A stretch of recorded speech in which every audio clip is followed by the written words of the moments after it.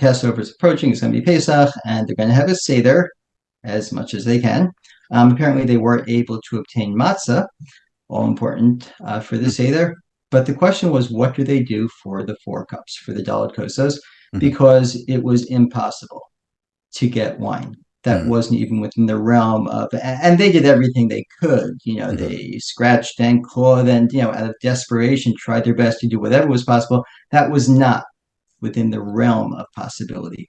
So the question was, okay, we get it. We can't have 4 cups of wine. Can we substitute something else for the wine? And the reason his community was approaching him was specifically during the Holocaust, during times when freedom was the last thing that they were experiencing, the furthest thing from their everyday life.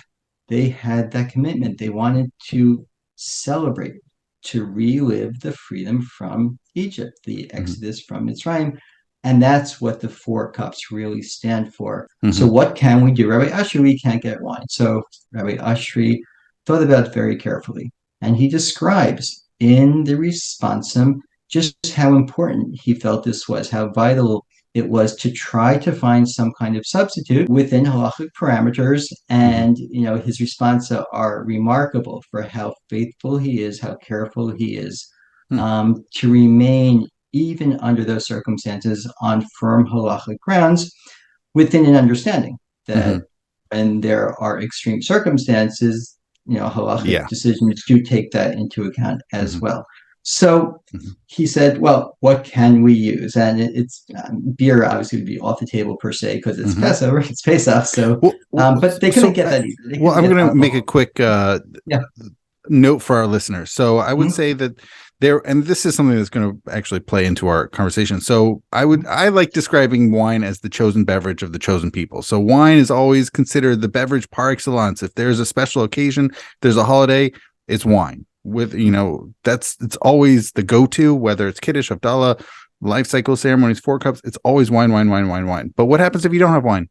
And so for our listeners, of course, we've done an episode on how beer became acceptable for Havdalah. There's a Talmudic story, but basically beer is the sort of the go-to backup, right? So there's always a second string. So beer is the second string. You don't have wine, have beer. Beer obviously is going to be literally off the table for the Passover Seder because of, unless you have date beer. So you could have date beer if there's no grains involved. But typically grains are going to be, certainly in Europe, grains are going to be somehow involved with beer. So that is going to literally be off the table. And that's exactly right. And that was the basis for Rabbi Ashri's analysis. What he came up with was tea. And as you described, Chamar Medina, the notion of a drink being significant, having this important. I would say an alcoholic drink being significant. Okay, fair enough. So he looked to tea as being acceptable, and particularly he talked about sweetened tea sweetened with saccharin. And I think that gave it some more substance and some more significance. Can I just add a footnote to my comment? Sure, so this is okay. I need to do homework. I admit I now have a new project, but I mean, it's just occurring to me now. So anybody listening, like, oh, this is a new project.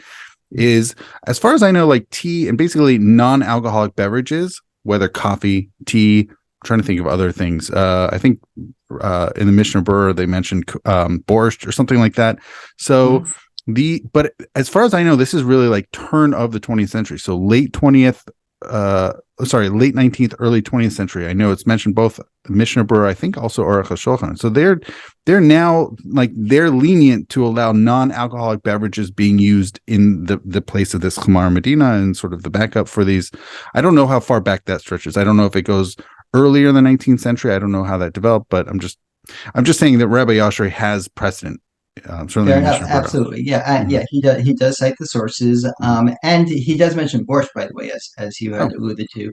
And I'm not sure if that was either easily available, to produce, or whatever the reason was. But he did kind of land upon this idea for Havdalah that it would be okay to have the sweetened tea, and he made the point that generally speaking, the rules, the halachas of what's usable for Dalet Kosos actually are more lenient, are not as stringent as for Havdalah. So for all those reasons, what he recommended was that they should use sweetened tea with saccharin.